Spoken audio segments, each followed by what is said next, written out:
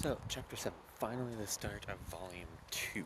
I love the murmur sound effects in the back, like I genuinely would like to, like, what do those black lines look like in the original Japanese? That's going on. I love how, like, it actually shows a panel, because when I first read this, I was just, like, absorbed with the story and wasn't even trying to predict what would happen.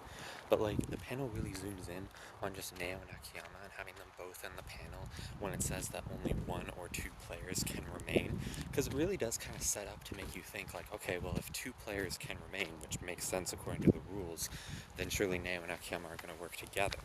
And, like, just the way that Lero Nero, like, talks about, like, if you strategize perfectly, you can win it in one round at 21 to 1, which sounds like something that might happen in like something like Tomodachi Game if this game wasn't going to be a full-blown arc.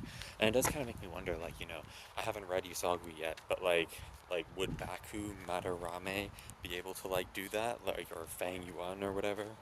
I've seen some criticism that the whole suggesting that the thing could be rigged doesn't make any sense because like Lero Nero gives a justifiable response to that, but like they could technically rig it if they just did what Akiyama suggested.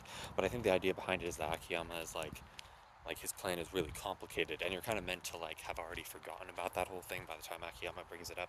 I think like people are just kind of looking to criticize it a bit too much. Yes, technically it could be rigged, but the point of that is to just say like don't worry about it. It's similar to Bird Box when the guy like thinks that just looking at the monster through a video camera is somehow going to save him, and it doesn't, obviously, but that's just the movie trying to tell you just don't try and cheat, just don't try and worry about infrared whatever. I found it interesting that the anime chose to cut the part where Lero Nero says that if anyone catches the organization lying, then they'll award them 10 billion yen, which I guess makes sense to cut that because it's not like they'd be able to like really reinforce that at all.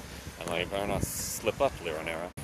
Again, like, I like how this takes place in a grandiose mansion with it being sunny outside and lots of food being provided, because juxtaposed to the next game where it's a broken down bowling alley and depressing wind and no food's provided.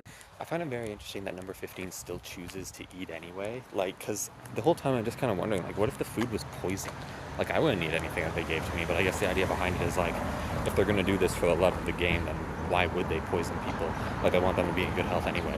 Takes quite a while for Akiyama to explain like how he got there, but I guess that's just the old school pacing of manga of that time. Like, it's not like huge rapid fire stuff.